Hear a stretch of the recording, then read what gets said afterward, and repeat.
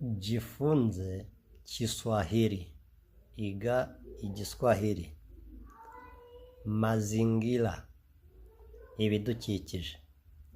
Nyumba, inzu.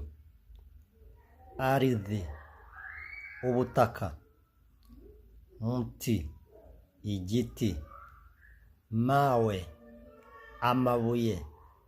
Mlango, umuryango. Jua, izuba.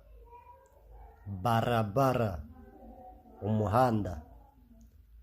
Muto, umugezi. Maji, amazi. Mulima, umusozi. Watu, abantu. Mifugo, amatungo. Wafugaji, aborozi. Murakoze cyane, asanteni sana, Mungu awabariki.